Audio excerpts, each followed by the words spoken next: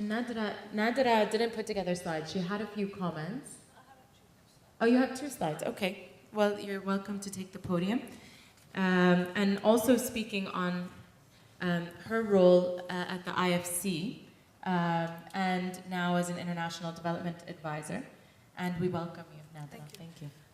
I don't know whether my slides have been raised. Yes, I emailed them. Yes, okay. I have only 2 slides. I wanted to, actually I've been watching all this morning, and I was extremely, oh, sorry. This is not what And I'm extremely happy to be here. I have been working with a lot of networks, expatriate networks, as well as local networks in the region. And I'm currently also putting something very similar together for my home country, Iran. We have a lot more difficulties than you can imagine. When listening to this, it seems that, some of the impediments that we face, fortunately, you don't face. So therefore, I wish you much more faster progress than I think we can even come to dream about. It's, I mean, with the sanctions and the government back in Iran, it's a lot of additional hassles that we need to overcome. I wanted to show 2 slides, and the reason why I wanted to select these 2 slides is because I think that it is important for us to develop a new narrative about the region. When you look at the newspapers here in Europe, elsewhere, there are continuously negative stories about the country. It projects an image that, this is not really the region. If you want to go outside of the US, you better look at, South America, you better look at East Asia, you better look at, even Eastern Europe, but not necessarily, the Middle East is not necessarily a place where you want to be. I've worked on this region since 2000, and I think that this is the most exciting region that I can think about. I used to work on East Asia, I used to work on Latin America, I used to work on Eastern Europe, and I always thought that, well, I didn't need to really work on the Middle East because I knew the place.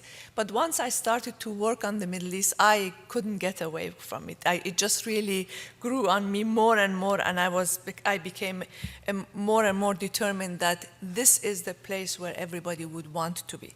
And the reason why I'm going to show you 2 slides that hopefully will project a little bit. This is, I've taken them out of a much longer presentation or much longer sort of PowerPoint based on a hopefully soon to be published study on offshoring. Offshoring of white-collar, knowledge-intensive jobs. And what I want to show here is the tremendous change in the global talent pool that goes from, in the past, even up to the 1990s, the talent pool was mostly generated in the advanced countries. But since 2000 or even leading up to year 2000, we see that actually the number of university graduates in the emerging markets is vastly increasing by a multiple of what it is in the advanced countries. So the future solution for our ideas, the future solution for our problems are going to more and more come from the emerging markets. Now, how does the Middle East fit within that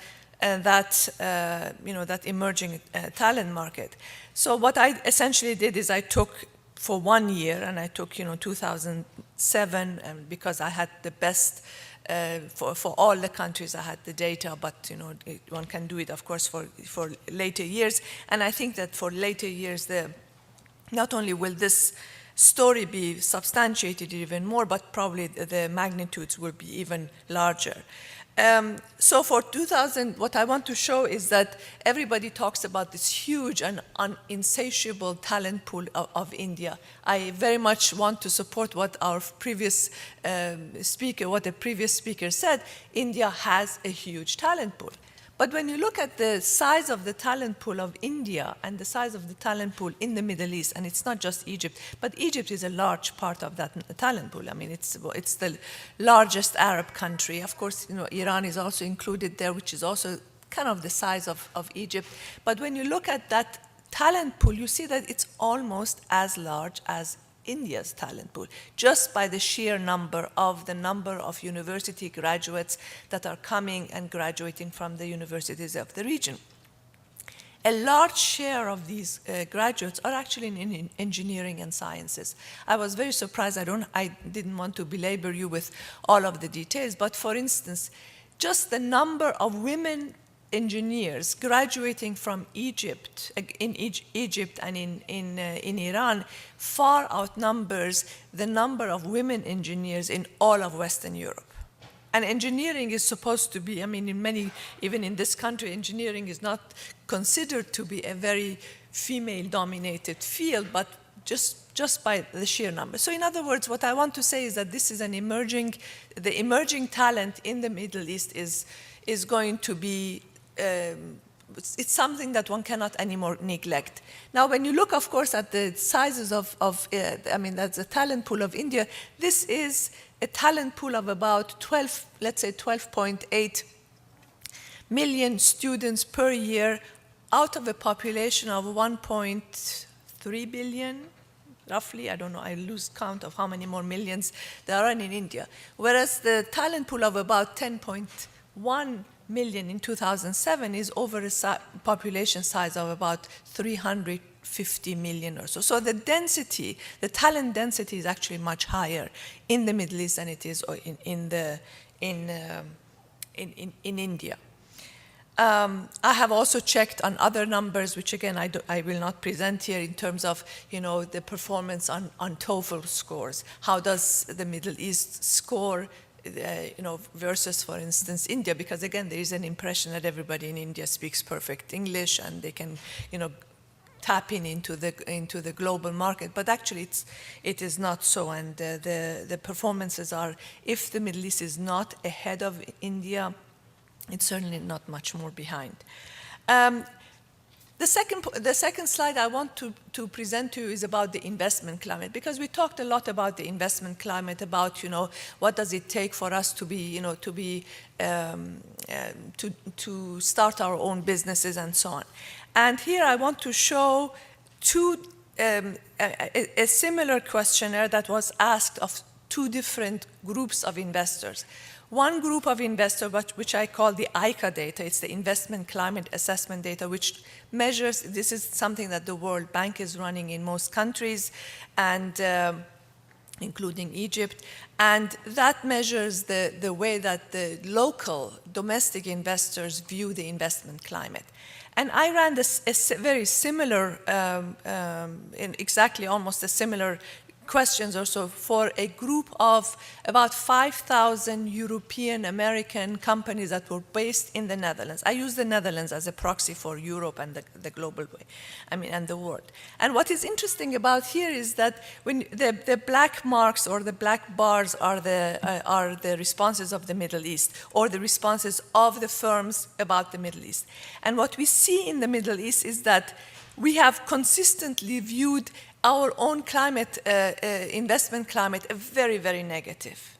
So we have a very negative view of what is happening, which is not so much the case when we see, the Indian, the Chinese, or even the rest of the, Eastern European, because I compared MENA to Eastern Europe, because I thought that MENA was Eastern Europe was a competitor to MENA in attracting offshoring jobs, knowledge-based businesses.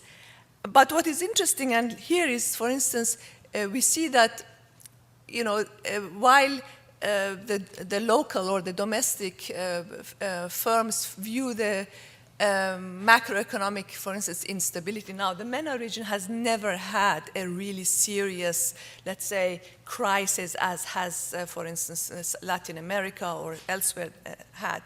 But the perception is very negative. Whereas, for instance, when you look at the responses of the foreign investors, it's much more positive vis-à-vis the MENA region than, for instance, the domestic investors. One thing I would like to highlight to you is this issue of corruption.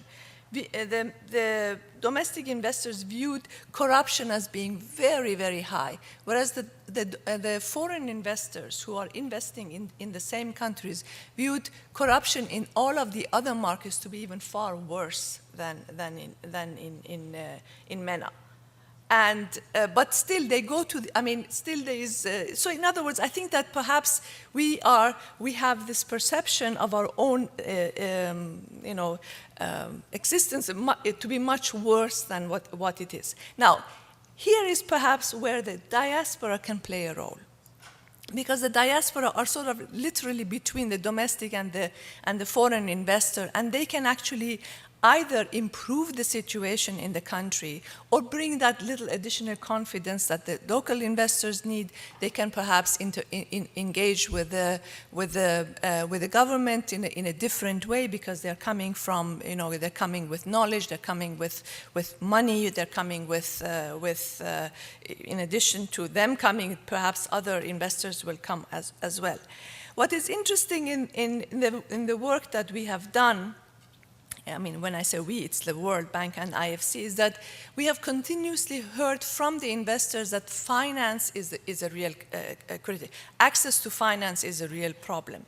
But when you compare the access to finance, or when you compare the other hurdles that they face compared to finance, finance is actually not as big of an impediment to the investors as they thought. Because the other issues, rate, or the other impediments, like for instance, bureaucracy and so on, rate even higher.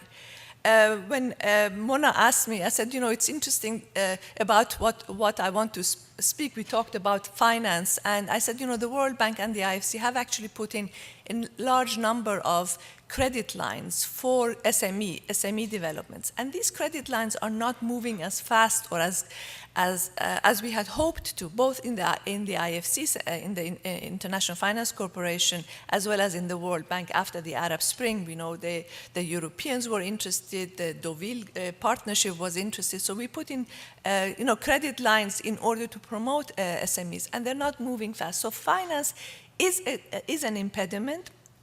The cost of funding is an impediment, but it is not the only impediment. So the other issues are much more critical, and they need to be overcome. And part of it is perhaps the perception, is more the perception than the reality, because of the changes that you see between the perceptions of the foreigners who are coming from outside and the foreigners and the domestic investors. Anyway, thank you very much, and I just wanted to leave these few ideas with you.